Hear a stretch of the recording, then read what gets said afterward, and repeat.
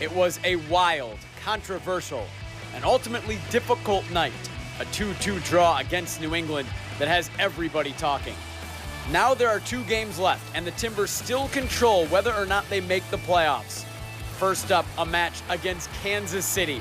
And with the team already in KC, goalkeeper Jeff Attinella is our guest, ahead of the penultimate match of the season. It's Timbers in 30, and it starts right now.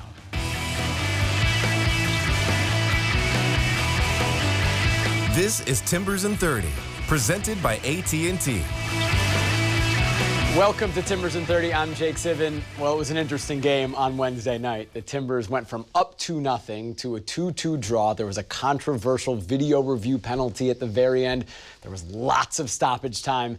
Timbers fans aren't happy. But the big picture, the Timbers are above the playoff line, and they can actually clinch a playoff berth this weekend with a win against Sporting Kansas City and help if things go their way. And here with us ahead of that match against Sporting Kansas City is Timbers goalkeeper Jeff Attinella. Jeff, thanks for coming on. It's good to see you. Appreciate you guys having me. This is a nice new setup you guys got. It's been a while. Very casual, nice, relaxing. We're just hanging out. You're out for the season with a shoulder injury, obviously, for if those don't know. So first of all, how are you? How's the shoulder? How's rehab? Yeah, rehab, it's the first 2 months when you're in that sling and you can't really move your arm much, we're really challenging, but I've been working hard with our PT, Matt Weston. Shout out, Matt. He's been killing me each day, but it's been going really well, and range of motion's almost back, and we're working on strength now, so it's been a lot of really good progress. We'll get more into that, into your shoulder and your rehab a bit later on, but let's go right to Wednesday night. You were there in the stadium. What did you make of the match? Yeah, I think there's two ways to look at it. I think if you go around the locker room and you ask the guys, and I think that we know as players that you need to grind that type of result out, and sometimes when you're up 2-0 at home, that's the type of result that you'd like to see it all the way through, keep that shutout and kind of grind it out. But then at the end of the day, if it's, if you're getting 4 or 5 added minutes of extra time that you're kind of curious of where those minutes are coming from, it leaves the door open for crazy things to happen. And, unfortunately, we were a victim of that on Wednesday, and, it's not my job to talk about. It's not my job to talk about everything that goes into that, but at the end of the day, it's a result that I think if you look back at it, that point is actually ended up being pretty massive because we jumped up 2 spots in the standings and we're above the red line. So at the end of the day, it's good that, the final ended 2-2 because when you add that type of time and that kind of drama, then the result can go either way. So getting that point's big, and, obviously they have a big one on the weekend. What's the emotions like for a player at this stage of the season where you know that every single match, every single moment, it's under the microscope, and the knowing that a moment here or there could change the course of the season, and knowing that the season could be over or you could keep going from this point out? Right, yeah, it definitely gets the heart rate going. When you're getting towards the end of the season and there's so much riding on the games, you try your best to keep a calm head and, play to the best of your ability, but at the same time, that there's that little bit of pressure. But we have a lot of veterans and a lot of guys that have been through big moments, throughout the course of their careers. So I think we have a good core leadership group that's going to, be the calm heads in the locker room and just know that if you make the playoffs, anything can happen. So it's all about making the playoffs. It doesn't really matter, what the result was before or what happens. It's all about getting points, getting above that red line and making the playoffs, because at the end of the day, that's all that matters. Can you give us a bit of insight as well, just how long and grueling this season has been? After the Minnesota game, Gio came out and he said the guys were tired. At the end, they gave everything they had, but the schedule, they thought when the Timbers got home, the rhythm they'd be able to get into, but there's a lot of midweek games as well. Can you give us that inside perspective of just how difficult and taxing it has been on the bodies? Yeah, I can only speak for myself because I'm in that unique position where, I'm on the inside, but I'm also kind of on the outside looking in. And, every time I have to tell my wife, oh, we have another home game, I gotta go watch. She's like, another one? You know what I mean? And that's coming from me, that I have to just go watch that, every 3 days it seems like there's another game. And, coming off of that long road stretch and the long preseason, it's been a very unique year. And I think for the guys, as fans and, around the organization, people can be proud of the work that the guys are putting in, because to play this many games, this type of jam-packed scheduling, and just kind of the way that the year is shaken out, it's been challenging and it's been really grueling. And I know that the guys are playing tons of minutes, and I'm in there rehabbing, and I see them after every game, and you see on their face how much they're putting into these games and how tired they are. But to be above the red line with 2 games left, I mean, what more can you ask for? Yeah, let's look at those standings right now. Jeff's talking about the Western Conference standings with 2 games to go for every single team in the league. The Timbers in 6th place with 45 points. They have the tiebreaker on Dallas, which is total wins. They can clinch a playoff spot this weekend if they win, and if Dallas or San Jose loses. They just need one of those teams to lose if they win. Dallas plays at Colorado. San Jose hosts Seattle. The Timbers play at Sporting Kansas City, who were eliminated from playoff contention on Wednesday night.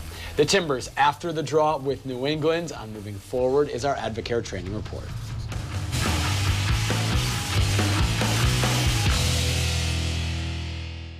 Is to continue to fight forward. We know that we have a lot against us, and it's only about us to push forward and continue to fight. Very happy about the Timbers Army today. It was fantastic. The support, the energy, that's what we need, and it looks like they went through the spirit of our players because the guys were able to play a great match. So it's just about continuing to fight, continue to go forward. I think now we need to avoid this. We know there's a lot going on with this game. Now we need to think about the next game in Kansas and try to fight try to do the points. Our local Ford stores look ahead on Sporting Kansas City, who will miss the playoffs for the first time since 2010. It's been a struggle this year for Peter Vermees' team. They're in 11th place in the West right now. They've lost 4 in a row going back to September 7th when the Timbers beat Sporting Kansas City 2-1. They've allowed 59 goals this year. That's the most they've allowed in a single season since their inaugural year of MLS, the inaugural year of MLS, 1996. Ross, they lost 2-1 to Minnesota on Wednesday. That eliminated them from the playoffs. Yeah, let's start there with the defense and how pivotal a decision it was not to retain the services of Ike Opara, who went across to Minnesota United. Little poetic justice for Ike Opara, clinching the playoffs with Minnesota and beating Sporting Kansas City. So they've lacked on the back line to find that replacement beside Matt Beasler, but that's not the only place that they've lacked along the back line. Also a goal scorer. They've lacked a number 9 striker, and even though they've gotten goals through Felipe Gutierrez, who's put in 12 goals from the midfield position, and Johnny Russell on 9 goals, those are the 2 standout players. But aside from that, not many players could put their hand up and say that they've had one of their better seasons. And so going into Children's Mercy Park, that was always going to be difficult. Peter Vermees, his players, they'll be playing for pride and going back to Children's Mercy Park. Jeff, how much does it influence players, the Timbers players, knowing that the last time you went there and you were on the pitch was a wild one in the Western Conference Final, 3-2, and that clinched you going into MLS Cup Final? How important is that for players when they walk in the stadium to have a good feeling about the last time they were there? I think that's really important, but I think on the flip side too, you got to keep in mind that Kansas City's playing with no pressure now. Yeah, you look at a team like Kansas City where last year they were, everybody had them penciled in as a shoe-in to make it to the Cup. We went in there kind of, put them in their place a little bit, and then you flip it to it now, the pressure of them making the playoffs and the feeling that they have of, oh, what was last year, now this team's coming in here and they're making that playoff push, like how can we, how can we put a damper on their season? So I kind of think that if you look at it from the other way, that Kansas City probably has that built in there a little bit, because for our team it's all about making the playoffs. I don't think that carrying what happened last year, I don't really view it as okay, like we could pull from what we did last year to like really stick it to these guys, you know what I mean? Yeah. If that makes sense in that way. So I think it's a game where on paper it's a game that we should get points and get that result, but also I think you got to think of that other side and think about what's going on in their heads and how motivated they're going to come out for a game like this. You show so much enthusiasm, obviously, talking about the game, and credit to you because it's a game you won't be involved in because of your injury. What's it been like mentally, emotionally, the whole process for you with it? I imagine a lot of ups and downs along the way. Yeah, it's been challenging. We're trained to be soccer players. I've been training to be a goalie my whole life, so when it's taken away from you via injury, you just kind of got to flip the switch and turn that focus on what it takes to get healthy. And of course, going to the home games and watching the guys on the field every 3 days or 4 days has been really challenging. But once I got the news I needed surgery and that it was going to be season ending, you just kind of flip your mind and flip that switch to that return date and do everything you can to beat it. How do you spend your time? Is it mostly rehab? I mean, you have obviously a little more time than normally. We know about your children's books. Are you able to spend more time on that? How have you spent your time during these past few months? A lot of time probably annoying my wife at home. No, I'm just kidding. But no, I've been trying to use this time. You know, I have a lot of interest outside of soccer as well. So I've been dusting off the old communications degree, doing some shadowing at different things that, you know, that maybe when I'm done playing, things that interest me. And of course, you know, spending times working with the books. We got out to Gresham and did a book reading, which has been really cool. And you know, one of the things I'm working on too is with Nike goalkeeping. We're going to try to create something where we can go and help, you know, young goalkeepers and their parents and their coaches kind of with the psychological side of things and kind of like the mental health of what it takes to kind of be a goalie and working through things like that. So I'm doing my best to keep busy, sprinkling rehab every day, but you know, I'm doing my best to keep busy and try to see a little bit of the world outside of soccer a little bit. You mentioned the mental aspects of being a goalkeeper. It's a position that seems kind of lonely in ways, right? And all the pressure can go on you in certain moments. How do you deal with that? Yeah, I mean, a lot of help. For me, you know, I lean really heavily on the people I trust, and it's one of those things that you learn growing up playing the position that it is a lonely existence. But you know, I think that with that loneliness and kind of with the struggles that come with being a goalie mentally, there's a lot of different things that you could take from that and put it to the real world. You know, if you're kind of able to deal with that adversity when you're in a low moment and everybody's looking at you and you know everybody's looking at you, and you're able to kind of get through it, finish a game, and then come out the other side, I think that that's a big building block for people in their everyday life. So for me, it's all about, we're trying to teach young goalies, you know, and their parents, it's okay to be weird. You know, goalies are weird, but what are the weird things that come with, you know, what if you're weird in being a goalie, what does that translate to real life? And I think that there are a lot of things that you could take from that. Oh man, we appreciate the time coming on. Great to catch up with you. Yeah, I miss you guys. Hope I miss you as well. Likewise. Hope the rehab continues to go well on the shoulder. Thanks a lot, Jeff. Timbers and Sporting Kansas City on Sunday at 4:30 p.m. The second to last match of the regular season. You can watch it on Root Sports. You can listen on the radio on 750 The Game. Again, the Timbers can clinch the playoffs with a win on Sunday and a San Jose or Dallas loss. Following the historic reopening of Providence Park earlier this summer, you now have a chance to see the Timbers in person.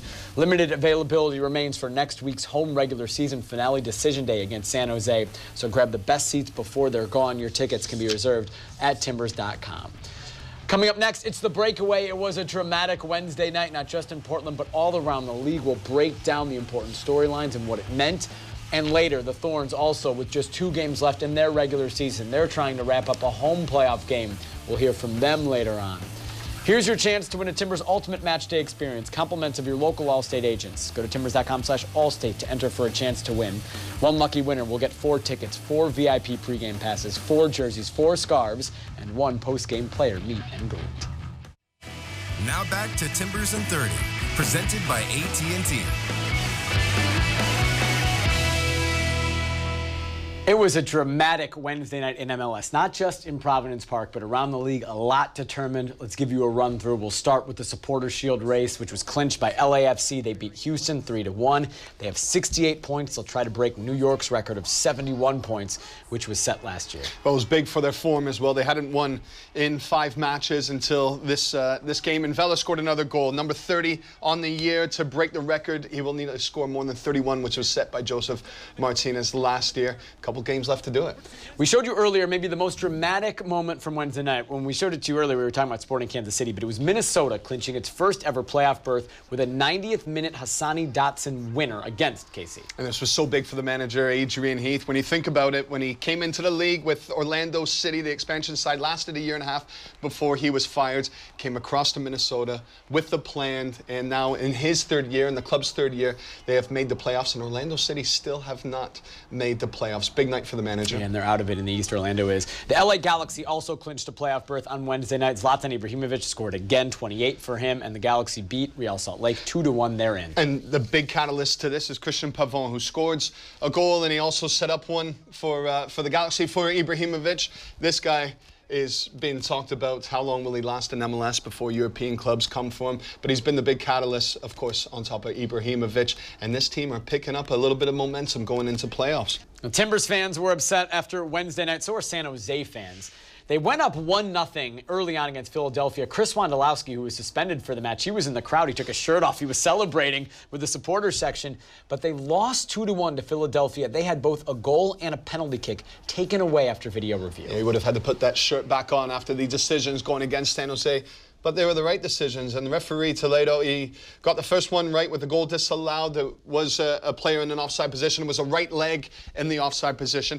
And then this penalty, once it went to VAR, disallowed. And I think it was the right decision. You look at the defender calling for Philadelphia Union. Yeah, he leans in a little bit, but not enough that it forces the player to go to ground. The player's looking for it. The attacker, you can see, never a penalty in my mind. And VAR were right to take the penalty away. So here are the Western Conference standings again. With 2 games to go, 4 teams have clinched the top 4. There are 3 spots left for 4 teams that are still in the running. And Colorado's still in the running as well, so I guess 5 teams, they could pull off a miracle. It will be a fun final 2 weeks.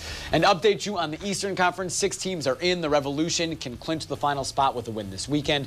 New York City is on the verge of clinching the first seed. They just need 1 point in either of their final 2 matches, or for Philadelphia to not win both of their final 2 matches. Later on, it's MLS Picks. Ross and a Timber supporter picking the second to last weekend, the penultimate one of the MLS season. And up next, we check in with the Portland Thorns ahead of their big-time rivalry match against Reign FC. Share your best Diego Valeri photobomb on Twitter and Instagram using hashtag DaimlerPhotobomb to win an ultimate fan package and passes to meet Valeri after an upcoming match courtesy of Daimler Trucks North America. Visit timbers.com/photobomb for more information and to download your own. Now back to Timbers and 30, presented by AT&T. The Portland Thorns entered their match last weekend coming off the worst loss in club history. But with 3 games to go, they still had a chance to clinch the playoffs and get closer to another home playoff match. The Thorns hosting the Houston Dash last Saturday. It was a scoreless game. In the 48th minute, off the throw-in, Lindsey Horan cuts it to Tobin Heath, who finishes with calm. And the Thorns go up 1-0. Adriana Franch would keep a clean sheet, and the Thorns win 1-0 over Houston. They clinch a playoff spot. Now it's up to Tacoma to take on Reign FC on Sunday. I also think training this week is going to be very important, kind of putting us on a launch pad into the game versus Tacoma. It's always going to be a hard game. It's a away game. Bringing that energy to the Tacoma game will be the difference maker. I think our whole team is really focused. You know, it's the end of the year, it's playoff time, and that's all that needs to be said, so we're all ready. The Thorns and Reign, Sunday at 11 a.m. Thorns can clinch a home playoff game with a win and a Chicago loss or draw against Utah. That match is on Saturday night. T2 is hosting Tacoma, which is the Sounders USL club last week, a derby match of sorts at the USL championship level. And in the 3rd minute, Dairon Asprilla to Brian Hurtado makes it 1-0 very early on into the match, and T2 would keep going. 22nd minute, Foster Langsdorff, a thundering header from Asprilla. It's 2-0 after Asprilla's goal. And the 40th minute, how about another header? This time it's Ryan Sierakowski, T2 dunking on the Tacoma defense in the first half, and it's 3-0. It's 3-1 now, 45th minute. This is ridiculous. From Eric Williamson, the free kick, absolutely brilliant. A fantastic strike from Williamson. T2 is up 4-1 at halftime. And right after halftime, how about a 5th? Langsdorff drew a penalty. Asprilla finished the penalty to make it 5-1. And in the 83rd, T2 gets a 6th goal through Carlos Anguiano. The match would end 6-3. T2 wins over Tacoma. T2 is back at home on Sunday, a 1 p.m. start at Providence Park, hosting the Austin Bold. T2 trying to get back above the playoff line. You can get your tickets on timbers2.com. But coming up next, MLS Picks, Ross versus a Timber supporter on the second to last weekend of the season when we return. Now back to Timbers and 30, presented by AT&T. Back for MLS Picks, where Ross is clean, he is dry. That's an upgrade from last week. Throwing out those clothes that I was wearing last week after Brian tortured me with all that weather. Hey, it was the best weather forecast in the history of that show, so you have that going for you. And we repaired our friendship afterwards as well. I wasn't happy with him. He took me out for a nice pint after, and I've restored my reputation as well, as you'll kindly see. Not a big score, but it's a win. Yeah, you took down Eric Rudkin last week, and this week your opponent is Ben Ashley. And it's the second to last week of the season, so the Eastern Conference plays the East, the Western Conference plays the West. Here's the East. Teams to look out for. Toronto FC played what could arguably be the best match in the last 2 years against LAFC last week. They drew 1-1. They should have won that game. Look out for Philadelphia Union. They keep ticking along, and different players keep showing up at the right times. Atlanta United, Joseph Martinez, they thought they were going to lose their striker for the season. The injury's not as severe as what they previously thought. Will he feature against Montreal? New York City FC, they keep playing well. They keep getting big results. And then there's been good banter on social media, if you want to have a look at that, between the Red Bulls and DC United. That rivalry this weekend come up against each other. Let's look out west. We won't have you guys pick the Timbers match. Here's the rest of the West. Colorado, you have to look at them. They've won 4 out of the last 5 games since Robin Fraser has taken over. Vancouver Whitecaps, their fans are actually booing them. I think they'll be grateful that they're going to play LA Galaxy. Watch for Ibrahimovic. Does he add to his goal scoring tally as he competes with Carlos Vela for the Golden Boot? But really, Jake, you got to be watching the San Jose match and the playoff implications for the Timbers. Last game when they lost, Matias Almeida, their manager, he kept everybody in the change room afterwards, didn't allow anybody available for the media, so they need something to go their way because they've been on a downward slope. If the Timbers win and either Dallas or San Jose loses, the Timbers will clinch a playoff spot. Ross, quickly, your keys to this match, Timbers and Kansas City. Well, first with Kansas City, when you go into Children's Mercy Park, you need to have a good structure defensively. You need to be patient. You need to be disciplined. And then on top of that, you're going to have to worry about 2 players who were unavailable to Peter Vermees in the last match against the Timbers. Felipe Gutierrez, 12 goals out of the midfield, and then Johnny Russell on the wing, 9 goals. You look after those 2. Defensively, you got a good structure. We know the Timbers going forward in transition. That game will be there. Timbers and Sporting Kansas City, Sunday, 4:30, Root Sports. Ross, Nat Porchers, and I will have the call. You can also listen on the radio, 750 The Game. We'll talk to you from Kansas City. We'll also talk to you next week right here on Timbers in 30. Thank you for watching Timbers in 30, presented by AT&T. For more on the club, visit timbers.com.